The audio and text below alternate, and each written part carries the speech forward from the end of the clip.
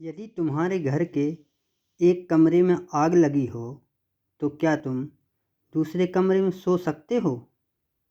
यदि तुम्हारे घर के एक कमरे में लाशें सड़ रही हो तो क्या तुम दूसरे कमरे में प्रार्थना कर सकते हो?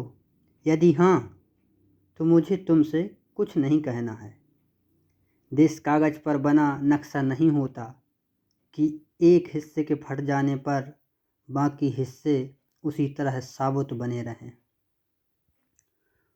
और नदियाँ, पर्वत, शहर, गांव वैसे ही अपनी अपनी जगह दिखें, अनमने रहें।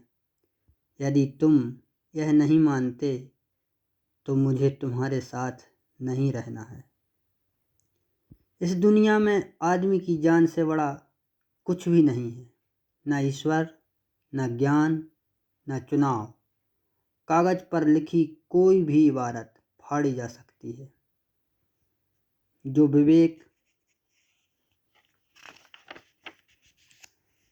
खड़ा हो लाशों को टेक, वह अंधा है। जो शासन चल रहा हो बंदूकों की नली से, हत्यारों का धंधा है। यदि तुम यही नहीं मानते तो मुझे अब एक क्षण भी नहीं तुम्हें सहना है। याद रखो, एक बच्चे की हत्या, एक औरत की मौत, एक आदमी का गोलियों से चिथड़ा तन किसी शासन का ही नहीं, संपूर्ण राष्ट्र का है पतन। ऐसा खून बहकर धरती में जज्ब नहीं होता, आकाश में फहराते झंडों को काला करता है। जिस धरती पर फौजी बूटों के निशान हों और उन पर लाशें लाशें गिर रही हों, वह धरती यदि तुम्हारे खून में आग बनकर नहीं दौड़ती तो समझ लो तुम बंजर हो गए हो।